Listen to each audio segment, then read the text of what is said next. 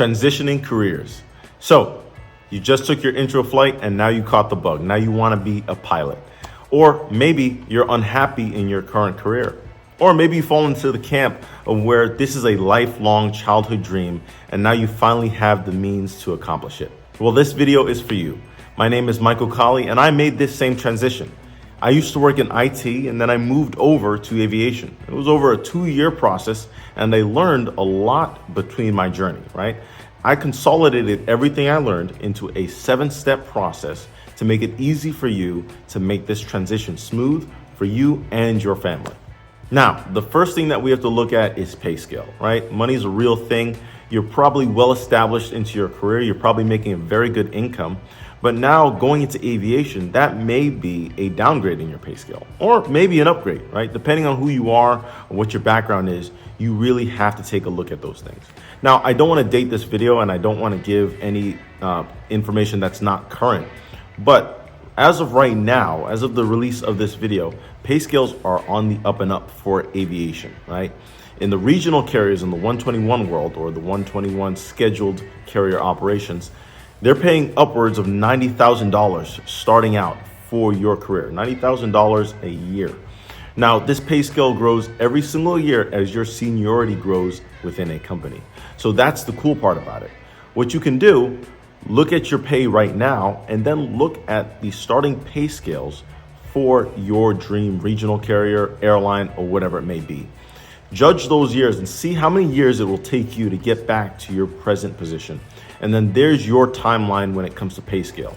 See if that's acceptable for you. And if it is, then we can transition on to the next step. Talking with your family, right? We want to have a discussion with our family to let them know, hey, the next year or two is going to be different, right? This is the journey that I'm taking. Have a real candid conversation with your loved ones, those who rely on you for your financial income, whatever it may be. Let them know what transition you're going to be making. Make sure that you're surrounded by people who accept the journey that you're going to be taking. And if they don't, that's a conversation that you're going to need to have, right? It's something that maybe it might not be the best time to do for your family situation, but it should be a group discussion for those who rely on you, or whether it may be your finances or whether your home. After that, be strategic, right? We want to be strategic by setting goals, right? So we want to set goals for our training. Now, if you saw in one of my previous videos, I've talked about the timelines it takes and what licenses you need to get an airline job. I'll link that up above or down below in the description section. But the way that we can start is starting with our private license, our instrument license, our commercial license. At least set those 3 goals so that we can get those within a year time frame at minimum. Let's see if we can get those condensed down so that we can get our private, instrument, and commercial within a year. Even go granular, right? Say, hey, I want to get my private license in the next maybe 5 to 6 months, right? Say, I want to get my instrument license 3 months after that.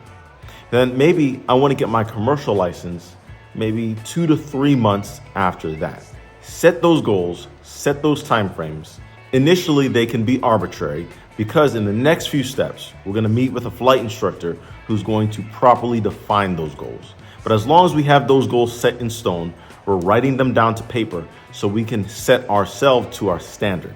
After that is choosing a flight school, right? So this is a huge process. I've created some video resources down below so that you can choose the best flight school, right? But it's very important that we do our research and we make sure that we're choosing the best flight school that suits our need.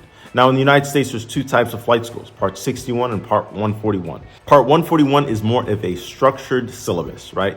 You go to a classroom, you sit with classmates, and it's a little bit more rigid on scheduling and times. Part 61 is a little bit more laid back. You're able to have one instructor and you guys communicate on a lesson by lesson basis based on your schedule, and you pay as you go. Depending on which one may be more suitable for you, you may like the 141 type of design where it's a little bit more classroom-like, or you may like a one-on-one type of operation with a flight instructor, Part 61. I've listed down below, again, some videos that I've made on that topic, showing you the minute differences between Part 141 and Part 61. But now that we know what type of flight school that we want to go to, we need to be intentional about which flight school we go to, right? Which operation. Check the reviews. Ask for local opinions from local pilots. Hang around the airport. Ask other students. See what their opinion of the training is. See how fast they were able to complete. Check the availability of aircraft at any flight school that's around your area, right? I think that's huge because a lot of people, their bottleneck is that they're not able to get the availability that they need or the aircraft that they need at the times that they are available. Put in the work to do the research, to go online, to find the best flight school. And again, I've made a video on this topic to help you find the best flight school, what you should be looking for. And I'll put that down below or put it on the video somewhere here on the screen, but that will be your best resource. After you've selected the right flight school, now you need to schedule. Remember that goal sheet that we made before? We need to bring that to our flight instructor. Show that flight instructor, hey, these are my goals. This is the track that I want to complete it by. I owe this to myself, I owe this to my family, and this is what I really want to accomplish, right? Work one-on-one with your flight instructor, have a discussion, see if these goals are realistic and adjust as necessary, right? Make sure you're setting realistic goals for each of the accomplishments that you need to achieve. With those goals, you can now schedule back-to-back lessons, right? You want to make sure that you're scheduling way far out in advance because the biggest problem right now with a lot of flight schools is that their schedule is packed out for weeks, right? So it's very rare to be able to find a flight lesson on that same week or the next week in some cases, right?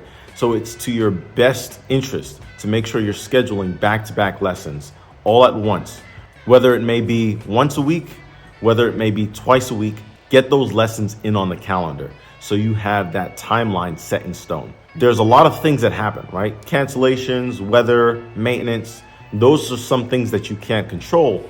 However, if you make sure that you have lessons set on your calendar, even if you miss one lesson, you'll have the other lesson to fall back on. And you can fill it in with chair flying or whatever it may be.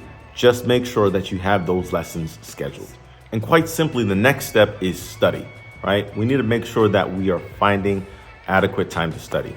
Now, again, we're focused on people transitioning careers. So this may be a little bit tough with all that's going on in your life, everything that's going on in your schedule. It may be very tough to find that time to study. And that's why it's up to you to allocate that time in your schedule to make sure that you're able to study. The flight school that you go to will provide you with the books and the materials that you need. What we need to remember is in aviation, learning is primarily up to you, right? We have a culture here in aviation where we look inward, right? We don't look outward to blame anyone, anybody for our own mistakes, our own errors, or our studying, right? Yes, your flight instructor is there to teach you and you want to make sure that you're getting the max out of it. But it's really up to you to study and make sure that you're doing those studies at home, making sure that you're scheduling the lessons, making sure that you're reading the materials, making sure that you're continuously studying throughout the day and getting that retention in your head. Because the thing is, when you go in front of that examiner, he's looking at your abilities, right? Your flight instructor has signed you off or he has sent you to another instructor as a double check, and they both agree that, hey, you were ready. But it's your due diligence to make sure that you're reading the regs, that you're reading the ACS, making sure what is required of you to complete your license. So I can't emphasize it enough. Study, study, and find the time to study. I know it may be hard, but you really need to allocate that throughout your schedule. And then last but not least, it's really just getting your ratings and becoming a flight instructor, whatever it may be, right? But most people, what they'll do, they'll go through private, through their CFI, and then become a flight instructor. If you've gone through these steps successfully, you are now being paid to fly, right? And again, it's the fun part. Now you get to decide, hey, do I quit my full-time job? Do I quit my career altogether and then become a full-time flight instructor or whatever gig that I got, whether it's jump pilot, whether it's banner tow or whatever it may be? Or do I do it by the side, right? Do I work on the side on trying to find ways to use both incomes to sustain my family?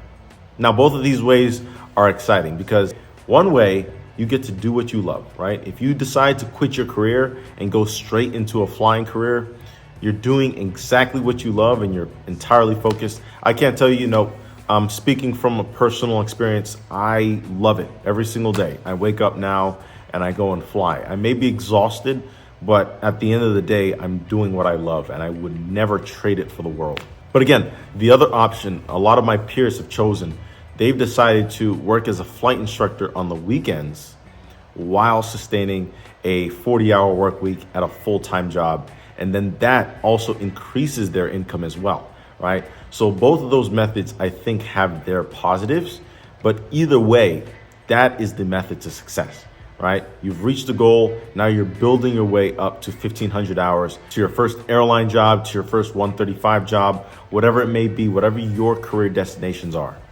So just to recap, we've gone over the pay scales, right? We've checked whether we're going to be making a gain or losing income by going into this career initially, right? We know what we're in for. Then we've spoken to our family, right? We've discussed it over with our family and we've let them know what the next year or two is going to look like from a financial perspective. After that, we've set goals for ourselves, right? We've set timelines, timeframes to hold ourselves accountable and to help our family hold us accountable to our goals. After that, we've chosen a flight school. We've chosen Part 141 or Part 61 school, and we've chosen the exact flight program, whether it's close to home, whether it's abroad. We've chosen the one that works best for our schedule. Then we've selected our flight instructor and we've scheduled, right? We've scheduled our lessons back to back so that there's no doubt of reaching our milestones. And then study, right? We're studying for each and every one of our license. We're making sure that we're allocating time to study and we're putting that responsibility on ourselves to make sure that we are prepared for every exam leading the way up to our CFI or double I or whatever it may be, our first aviation job. And that's really it. Those are the steps that I followed to get to where I am today. Now, some helpful tips coming personally. I utilize my vacation days, right? I strategically use the vacation days from my company so that I could go out and fly. I made sure to go through accelerated programs for the later half of my training. I did my private license, all Part 61. I did my instrument license, all Part 61, and I made sure to take my time with those ratings because those ratings were the initial ratings. And then what I did, I took the accelerated programs, I scheduled the days off of work so that I had weeks off, and I used those weeks to go through accelerated programs to get my licenses and ratings within those weeks. Came home, studied for about 3 months for the next license, went back out there, another week of vacation, and then I knocked it out the park. Now, if you've checked through all my steps and you're still saying, hey, Mike, it's incredibly expensive to go through all of this 1 year or 2 year time frame, I encourage you to check out my video on ways to reduce the flight training costs. There, I list out some suggested ways you can significantly reduce the cost to flight training and then overall come out on top. I really hope this video helped provide some clarity to you guys trying to switch careers, and I wish you guys the best of luck. It is worth it, right? In the end, being able to wake up every single day and go flying for a living, I still can't believe it every single day, and I love it. I love instructing, I love my students, I love teaching people how to fly, right? I think that's incredible. And, eventually I'm going to be an airline pilot, right? Eventually I'm going to get my 1,500 hours in transition, and even then, it's still gonna be pinching myself. I think more so on a realistic note, people who transition careers, we end up having more of a realistic view of aviation. I find people who have gone through aviation their entire lives. I'm talking those guys who went from high school to an aviation college, who went straight into the airlines. Now, I'm not knocking anybody. I think that's a great path to go down.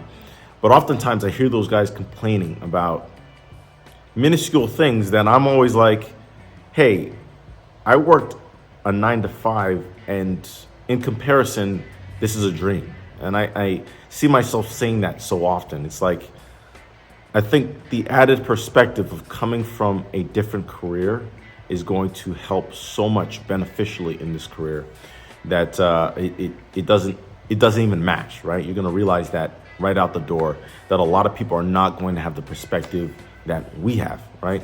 And I think, hey, even if you're doing it later in the game and you're maybe a lot older and you are regretting not starting sooner, I would still be grateful for the experience that you have, right? Because it gives a lot of perspective. And again, guys, I hope I encouraged you. I hope I cleared up the path to becoming a successful pilot, transitioning careers. I hope I made it a little bit easier. Check out the other videos on my channel. Subscribe if you like the video. Like the video, share it with your friends, anybody who's a pilot who's making this journey with you. And I look forward to seeing you in the next one.